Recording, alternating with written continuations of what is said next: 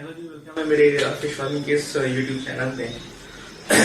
आप लोगों ने मेरा लास्ट वीडियो लाइक किया, उसके लिए बहुत बहुत थैंक यू।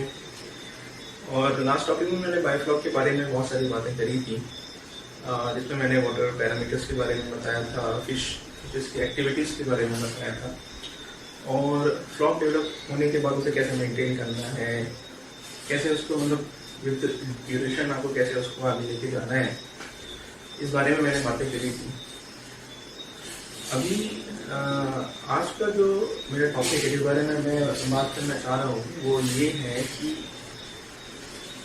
जैसे कि आपको दिख ही रहा होगा, बायोफ्लॉक वर्सेस आरएस।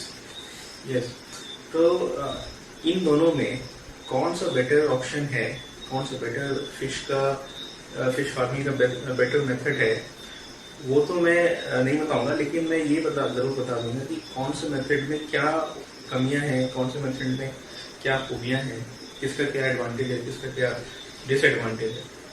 तो इस बारे में आज हम यहाँ पे बात करेंगे, और इस वीडियो को पूरा देखिए ताकि आपको समझ में आए कि बायोफ्लॉक एक्चुअली क्या है और आरएस सिस्टम जो है वो एक्चुअली क्या है, और कौन सा मेथड आपके लिए बेटर है।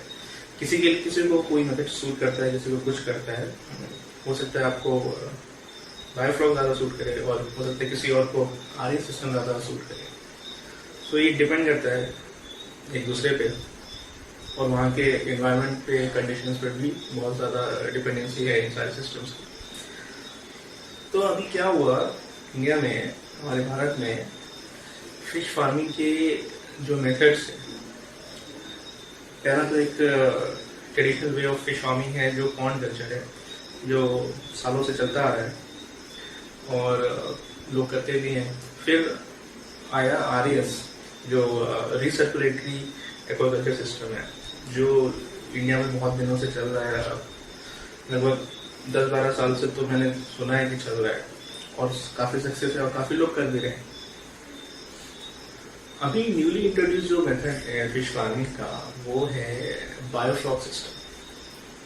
ये मतलब एक ऐसा सिस्टम अभी रिसेंटली 1-1.5 साल में इंट्रोड्यूस हुआ है इंडिया में, ये फिश फार्मिंग का जो मेथड है, और इसको माना जा रहा है कि ये एक revolutionary way of fish farming है, जिससे आप बहुत कम इनपुट्स से बहुत ज़्यादा आउटपुट्स गेन कर सकते हैं। और इसकी क्या क्या सच्चाइयाँ हैं, क्या क्या इसके बारे में क्या कुछ कहा जा रहा है, इस पे यूट्यूब की वीडियोस की भरी हुई हैं, आप देख सकते हो कहीं पे भी जाके कि इस कुछ लोग हैं जो बहुत अच्छी बातें भी बता रहे हैं, कुछ लोग हैं जो गुमराह कर रहे हैं, जो आपको डाइवर्ट कर रहे हैं आपके डायरेक्शन से। तो अभी मैं पहले बात करता हूँ जो बायोफ्लॉक के बारे में, फिर उसके बारे में मैं बात करूँगा आरएस के बारे में। बायोफ्लॉक के जो एडवांटेजेस हैं, जो मैंने देखे, वो ये हैं कि जो चीज़ दोनों चीज़ें कॉमन है उसके बारे में मैं बात नहीं करूँगा। जैसे पहले मैं कॉमन चीज़ों के बारे में बात कर रहा था ताकि आपको कन्फ्यूजन ना हो। कॉमन चीज़ ये है कि दोनों ही एक टैंक काइंड ऑफ कल्चर है, ये पॉन्ड कल्चर नहीं है। पॉन्ड से हट के एक टैंक बना के उसमें एक्वाकल्चर किया जाता है। तो ये दोनों में ही सिमिलर टैंक, आप सीमेंट का टैंक बनाओ, आप रेक्टेंगुलर टैंक बनाओ, आप सर्कुलर टैंक बनाओ, वो डिपेंड करता है आपके वे ऑफ अंडरस्टैंडिंग पे, ठीक है, और आप उसको कैसे मेंटेन करते हो, आपका कितना साल आपको एक कल्चर चलाना है, उसके ऊपर डिपेंड करता है आप कौन सा टैंक चूज करते हो। वो दोनों ही मेथड में कॉमन है, वो आप चूज कर सकते हो कोई सा भी, ठीक है। ये टैंक सेलेक्ट करना भी एक अलग बड़ा टॉपिक है, इसके बारे में फिर कभी बात करेंगे। लेकिन ये जो टैंक मेथड है दोनों ही में, it's not a pond method, तो दोनों में ही टैंक मेथड है, तो ये एक चीज़ कॉमन है, ठीक है। दूसरी चीज़ कॉमन है टेम्परेचर। दोनों में टेम्परेचर, देखिए आरएस में और एडवांस मेथड्स भी हैं टेम्परेचर कंट्रोल करने के, लेकिन वो काफ़ी महंगे हैं। तो और बायोफ्लॉक में अभी तक कोई भी ऐसा मेथड इंट्रोड्यूस नहीं हुआ है जिससे वाटर का टेम्परेचर, आपका जो फार्म है उसका तो आप टेम्परेचर कंट्रोल कर सकते हो कुछ हद तक, ये शेड और उसको पूरा कवर करके, लेकिन जो पानी का टेम्परेचर है उसको कंट्रोल करने का अभी तक कोई भी ऐसा मेथड रिसेंटली तो इंट्रोड्यूस नहीं हुआ है जिससे आप पानी का टेम्परेचर कंट्रोल करें। लेकिन आरएस सिस्टम में ऐसे सिस्टम्स हैं जैसे पानी का टेम्परेचर कंट्रोल कर सकते हो, लेकिन वो काफ़ी कॉस्टली पड़ता है। तो टेम्परेचर एक इशू है, एक मतलब चैलेंज है दोनों ही जो इसमें मेथड्स में जो अभी तक कॉस्ट इफेक्टिव नहीं हो पाया है। ये दो चीज़ें ऐसी मुझे जो लगती हैं ये बहुत ज़्यादा कॉमन है इन दोनों ही सिस्टम में। तीसरी चीज़ की अगर बात करें तो वो है FCR। कहते हैं कि बायोफ्लॉक में कम फीड लगता है और RIS में ज़्यादा लगता है।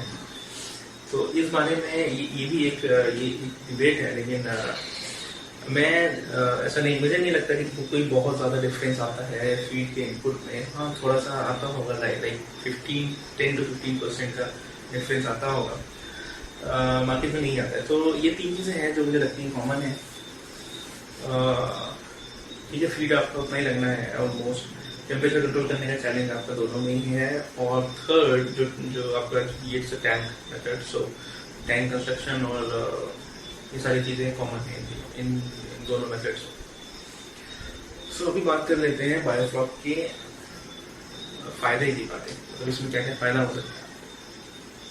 फ़ायदा इसमें सबसे बड़ा फ़ायदा ये है कि आप लिमिटेड स्पेस में टैंक्स बना के ऐसी फिशेस की स्पीशीज डाल के आप हाई डेंसिटी में इसका प्रोडक्शन कर सकते हैं। हो सकता है अगर आप थोड़ा सा ध्यान दें, वाटर पैरामीटर्स के ऊपर ध्यान दें, तो ये पॉसिबल है, हो सकता है, हो जाता है। सारी फिशेस की स्पीशीज नहीं हो पाती हैं। क्यों नहीं हो पाती हैं, हमने आपको लास्ट वीडियो में काफ़ी एक्सप्लेन किया था। तो ये एडवांटेज है कि हाई डेंसिटी फिशेस आप इसमें प्रोड्यूस कर सकते हो, सेलेक्टिव स्पीशीज की ऑब्वियसली, और लिमिटेड स्पेस में।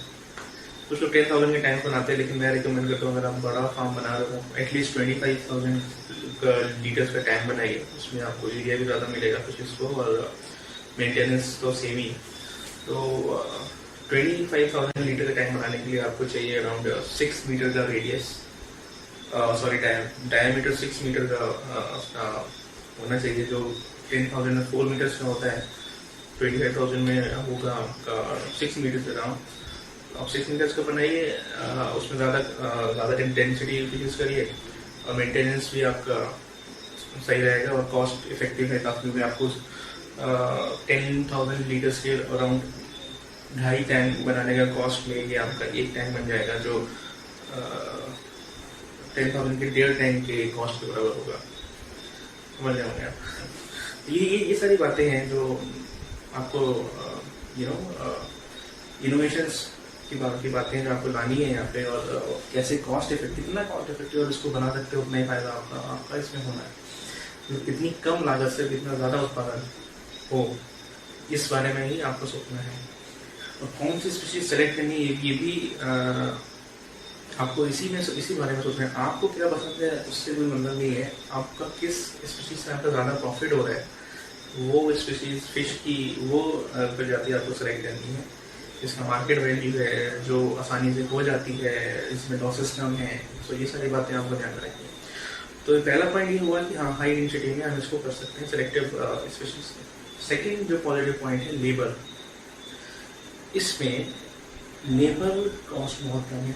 आपका कल्चर स्टार्ट होने के बाद फीड डालने का काम इसमें रह जाता है, और वाटर रिप्लेसमेंट, जो वाटर चेंज है वो भी काफ़ी टाइम के बाद होता है। और जो वो वाटर मैनेजमेंट के लिए जो आपको कभी मोलासेस और जैगरी पाउडर वगैरह डालना है, या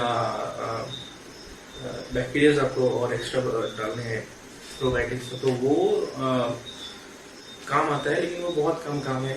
तो इसमें काम काफ़ी कम है, और अगर कल्चर अच्छे से चल गया तो इसमें जो मेंटेनेंस भी बहुत कम है, क्योंकि वाटर का जो पैरामीटर्स है वो कहा जाता है ऑटोमेटिकली मेंटेन रहते हैं। अगर आप अच्छे से अगर आपका बन गया है, कल्चर बन गया है, जो इन्वायरमेंट जो टैंक का बन गया है अच्छे से, तो वो मेंटेनेंस कम लगती है इसमें।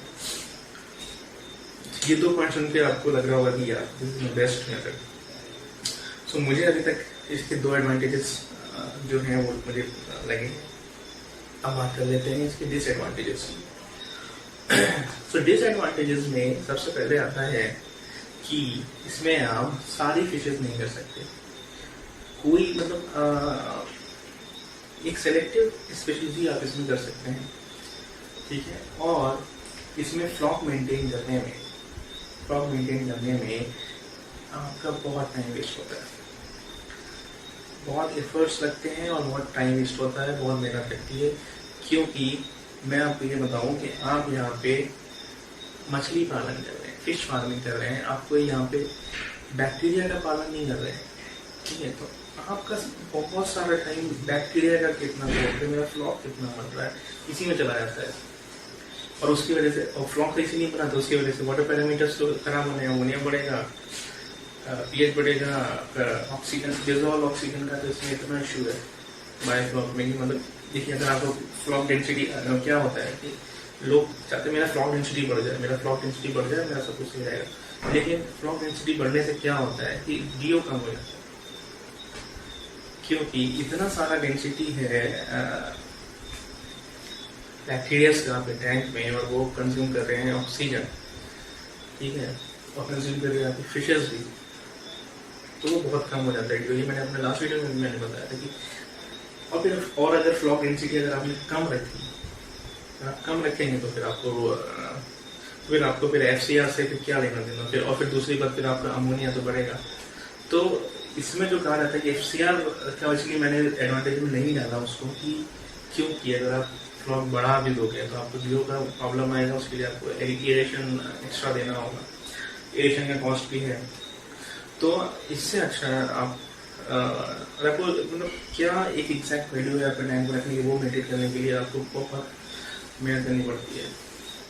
तो फ्लॉक मेंटेनेंस, बायोफ्लॉक में फ्लॉक मेंटेनेंस एक बहुत बड़ा इशू बन के सामने आया है, जिसमें ऐसा लगता है कि लोग जो है बैक्टीरिया की फार्मिंग कर रहे हैं, ना कि फिशेस की फार्मिंग कर रहे हैं। और इसमें डीओ लेवल इतना कम हो जाता है, मतलब अगर आपका 2 या 2.5 घंटे से भी अगर आपका इरेशन आपका बंद रह गया या लाइन जाने की वजह से या कोई भी किसी भी कारण से, आपको बहुत प्रॉब्लम आने वाली है। फिशेस की डेथ होती है इसमें, सिर्फ डीओ की वजह से बहुत सारे फिश की डेथ होती है इसमें। तो ये सारे डिसएडवांटेजेस हैं, ये सारे डिसएडवांटेज आपको चूज करने से पहले सोचना होगा इस बार। मैं किसी को यहाँ पे ये नहीं कह रहा कि बायोफ्लॉक सक्सेसफुल नहीं है या अनसक्सेसफुल है, बस इसके जो इसमें जो प्रॉब्लम्स आती है वो आपको बता रहा हूँ, जिससे आपको आप आगाह हो जाए, उससे आपको पता चल जाए कि हाँ ये प्रॉब्लम इसमें आती है। तो ये सारी प्रॉब्लम्स के बारे में, फ्लॉक मेंटेनेंस, डीओ लेवल का और एफसीआर का मुझे नहीं लगता कि कोई ऐसा इशू है। आपको जितना खाना रिकमेंडेड है जिस फिशेस को ग्रोथ के लिए, उतना खाना आप उसको डालिए।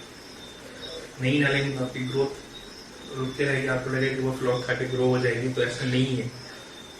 आपको जितना फीड उसको रिक्वायर्ड है बॉडी मास के अकॉर्डिंग, उसके साइज के अकॉर्डिंग, तो वो आप उसको उतना फीड आपको देना है। ऑलराइट, ये पॉइंट हुआ। सो ये सारी बातें हैं बायोफ्लॉक के डिसएडवांटेजेस की। और फिर ग्रोथ के बारे में भी देखा गया है कि देखिए, ग्रोथ जो है फिशेस की ग्रोथ तब अच्छी होगी जब उस पर स्ट्रेस ना हो और वो फीडिंग अच्छे से करती हो। इसमें अगर आपका डीओ लेवल कम हुआ तो वो स्ट्रेस में भी आएगी, फीडिंग उस लेवल की करेगी, आपकी ग्रोथ भी का टाइम ज़्यादा लगेगा ग्रोथ करने में। तो ये सारी बातें हैं, मतलब फिश फार्मिंग में आपको हर एक पॉइंट पे आपको फोकस करना है कि मतलब मेन, देखिए आपका मेन पॉइंट क्या होना चाहिए कि मेरी फिशेस जो है स्ट्रेस फ्री रहे टैंक में, या फिर स्ट्रेस फ्री रहेगी तो वो फीडिंग अच्छे से करेगी, फीडिंग अच्छे से करेगी तो ग्रोथ होगी। तो ये बस आपको ये चीज़ें देखनी है। आपका फ्लॉक बन रहा है कि नहीं बन रहा है, मेरा फ्लॉक का डेंसिटी कितना है, मेरा और फ्लॉक की वजह से आपका अमोनिया का डेंसिटी क्या होता जा रहा है, आपके वाटर पैरामीटर सभी करते जा रहे हैं। तो ऐसी चीज़ करने से पहले आपको सोचना पड़ेगा। फिश फार्मिंग में मैंने आपको जैसे बताया, फिशेस का स्ट्रेस फ्री रहना बहुत ज़रूरी है, बहुत ज़रूरी। वो फिशेस स्ट्रेस फ्री कब रहेंगे जब आपके वाटर पैरामीटर इंटैक्ट होंगे, वाटर का डीओ लेवल इंटैक्ट होगा, ठीक है, तो आपके फिशेस जो हैं स्ट्रेस फ्री रहेंगी और अच्छे से फीड करेंगी। ये सारी बातें आपको ध्यान में रखनी है। अगर आप बायोफ्लॉक कल्चर चूज करते हैं तो वाटर पैरामीटर एक्जैक्टली मेंटेन करके रखिए, और फ्लॉक डेंसिटी आपको ना ज़्यादा रखना है ना कम रखना है, किस हिसाब में रखना है वो आप करके देखिए, आपको पता चलेगा। तो ये हो गई बात बायोफ्लो। अभी मैं आ जाता हूँ आर्य सिस्टम। तब तक के लिए बाय बाय।